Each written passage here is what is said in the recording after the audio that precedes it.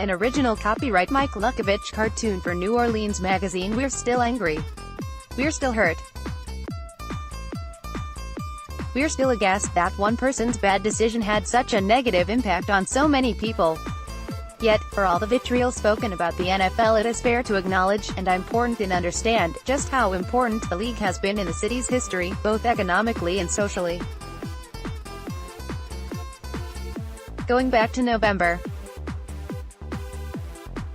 1, 1966, the day that Commissioner Pete Rozelle officially awarded the city an NFL franchise, the team was yet to have a name, owner, or coach, but it was loaded with high hopes. The awarding of the franchise lifted New Orleans from being a lovable but slow-paced southern town into a national city, one that literally gained big league status. Without the Saints there would be no Superdome, without the Dome there would have been no Poydras Street Revival, without the resale of the Dome's bonds there would be no arena or Zephyr Stadium. Without the coming of the Saints, the city would never have hosted 10 Super Bowls. That was just the beginning of the NFL lifeline. In 2005, the NFL really showed its mettle and, in the process, helped rescue the city. In the aftermath of Hurricane Katrina, there was good reason to believe that the Saints franchise would never return. The Dome was in ruins. The population was dispersed. San Antonio, the city to where the Saints relocated, already had a domed stadium in need of a user. And the mayor there was not shy about trying to lure the team to relocate. Tom Benson faced a tough choice, made worse by not knowing whether or not the city could ever recover. NFL Commissioner Paul Tagliabue, however, did not waver. In a now famous meeting with Benson and area business owners, the commissioner made it clear the team would definitely move back to New Orleans. He did not want the NFL to abandon a city in trouble. The league put money into restoring the Superdome.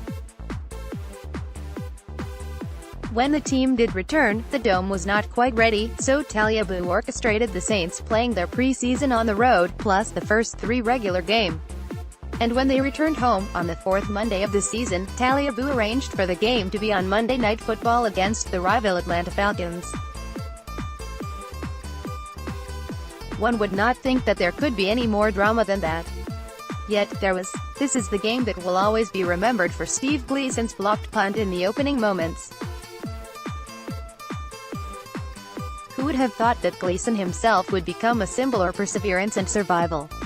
The Saints that season were surprisingly good and did much to excite a moldy city. Had the town lost the franchise, New Orleans' confidence would have been shattered. Paul Tagliabue is, to us, one of the heroes of the recovery. So too is Roger Goodell. At time of Katrina he was the league's chief operations officer and is given credit with working passionately to save the Superdome and the franchise for the city. USA Today, in writing about the city's recovery, once said this about Goodell: few in the league cared as much as Goodell did. He was committed to keeping the NFL in NOLA, and when plenty of other people within the league probably thought it was too much work, or impossible, and the team should just move to San Antonio, he remained steadfast. Amazingly, only 5 years after Katrina, Goodell stood on a stage in Miami and handed the team he helped save a Super Bowl trophy. But then, only a year later, came the so-called Bountygate scandals in which the team was accused of motivating players to make brutal hits on the opposition. We make no call on whether the severity of the crimes were over-exaggerated. Coach Sean Payton was even suspended for a season, the organization was fined $500,000, and draft choices were lost among other punishments, yet Goodell should get some credit for trying to make a brutal sport less so. During the days after the no-call disaster, Goodell was criticized for not making a public statement, but in a legally charged environment, discretion was the proper course.